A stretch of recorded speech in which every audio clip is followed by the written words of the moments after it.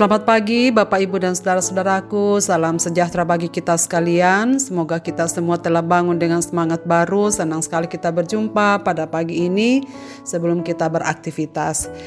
Bacaan kita pagi ini dari Lukas 10 ayat 41-42 demikian. Tetapi Tuhan menjawab, Marta, Marta, engkau khawatir dan menyusahkan diri dengan banyak perkara, tetapi hanya satu saja yang perlu. Maria telah memilih bagian yang terbaik yang tidak akan diambil daripadanya. Memilih bagian yang terbaik.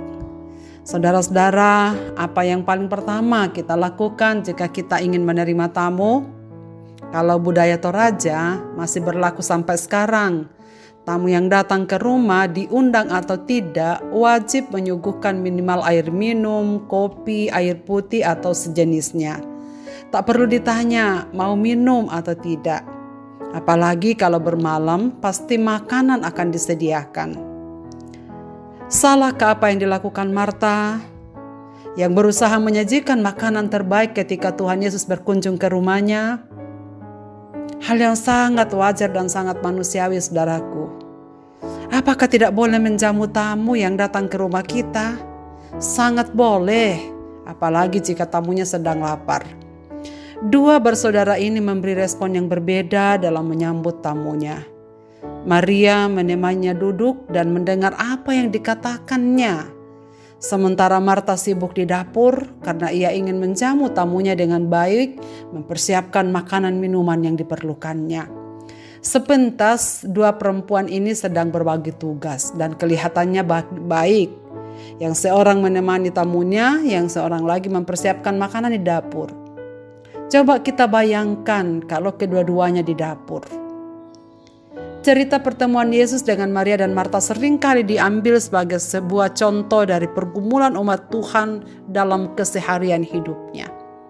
Ada yang teguh pada prinsip menekankan perlunya melayani dalam masyarakat, apalagi pelayanan sosial mengasihi sesama. Ada yang menekankan pentingnya duduk di kaki Tuhan untuk beribadah dan berdoa karena itulah wujud mengasihi Tuhan. Yesus sebenarnya tidak pernah bermaksud bahwa mengasihi Allah dan mengasihi sesama terpisahkan. Malah sebaliknya, Yesus ingin agar kedua tindakan mengasihi ini tumbuh subur dalam hidup kita masing-masing.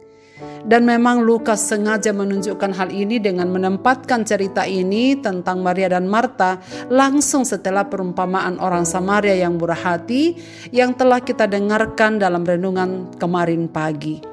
Sementara Yesus memanggil kita untuk pergi dan melakukan apa yang dilakukan oleh orang Samaria itu, Dia juga memanggil kita untuk memfokuskan hati kita pada tindakan mengasihi Dia dan mendengarkan suaranya. Mengasihi Tuhan dan sesama adalah kedua hal yang berjalan bersama. Dalam hukum kasih, saudara sekalian, jangan heran kalau kita menemukan dan juga dalam 10 hukum, bagian pertama adalah mengasihi Tuhan Allah. Barulah yang kedua mengasihi sesama manusia. Sebab tidak mungkin seseorang dapat mengasihi sesamanya jika ia tidak mengasihi Allah. Sebaliknya, orang yang telah mengasihi Allah pasti bisa mengasihi sesamanya. Itulah sebabnya Tuhan Yesus menegur Marta dan memuji Maria. Sebab Maria memang memilih yang prioritas, yang terutama dan yang pertama, yakni duduk di kaki Tuhan Yesus untuk mendengarkan perkataannya. Dan Maria memilih yang terpenting dalam hidupnya dan tidak melewatkan kesempatan itu. Sebab sang guru tidak akan selalu ada bersama-sama dengan mereka.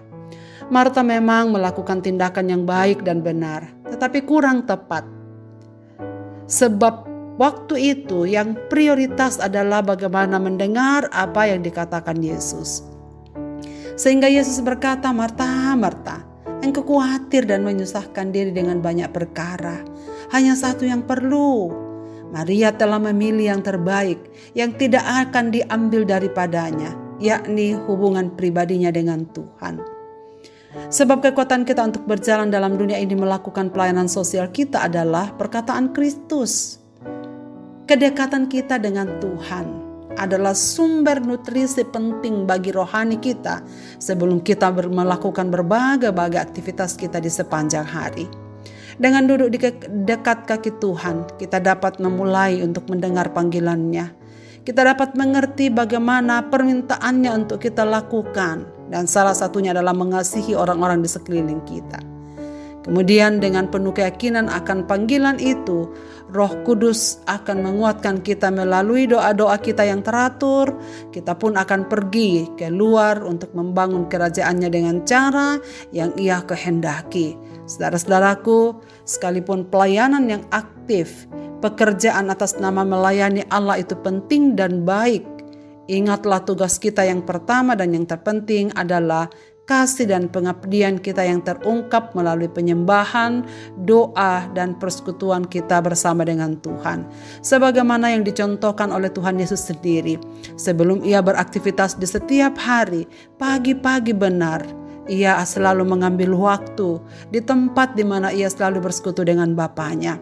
Sebab sungguh dalam persekutuan dengan Tuhan, kita akan melaksanakan segala sesuatu dengan kekuatan daripada-Nya. Dan dalam persekutuan dengan Tuhan, segala jeripaya kita tidak akan sia-sia. Akan ada bahaya saudara sekalian jika kita memilih prioritas, yakni waktu duduk bersama Tuhan kita sepelekan sebelum melakukan berbagai kesibukan di dalam dunia ini. Saudara-saudaraku, kesibukan apa yang sering kali menghambat perjumpaan kita dengan Tuhan? Terlalu sibukkah kita melakukan pekerjaan atau pelayanan, atau menghadiri kebaktian gereja dan mengerjakan perbuatan-perbuatan baik lainnya, sehingga kita melupakan persekutuan pribadi kita bersama dengan Juru Selamat kita? Apakah kita mendahulukan persekutuan dengan Tuhan lebih daripada kesibukan apapun dalam dunia ini? Marilah kita berdoa. Bapa di surga, terima kasih banyak untuk firman-Mu pada pagi ini. Ya Tuhan, tolonglah kami, supaya kami selalu mengingat yang prioritas dan yang paling utama dalam hidup kami adalah duduk di kaki-Mu, mendengarkan perkataan-perkataan-Mu, supaya kami memperoleh kekuatan, kami memperoleh penghiburan, kami mengetahui apa yang harus kami lakukan di dalam dunia ini. Sebab dalam persekutuan kami dengan Engkau Tuhan, kami percaya jeripayah kami di dunia ini tidak akan sia-sia. Ya Tuhan, biarlah firman-Mu pada pagi ini menegur kami, supaya kami selalu memilih yang prioritas, yang terbaik, yang tidak akan diambil daripada kami. Sama seperti yang dipilih oleh Maria. Dan bantulah kami, supaya kehidupan rohani kami bersama dengan Dikau terus terjaga dengan baik sampai pada akhirnya. Hamba-Mu berdoa untuk semua pendengar renungan pagi ini dimanapun mereka berada.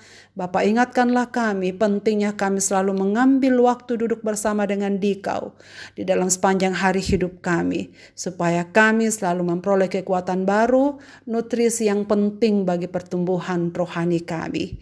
Dengar doa kami ini ya Tuhan, kami serahkan diri dalam tangan-Mu. Demi nama Kristus Tuhan Juru Selamat kami datang kepadamu. Amin. Selamat beraktivitas Bapak, Ibu, dan saudaraku. Tuhan Yesus memberkati kita dengan firman ini.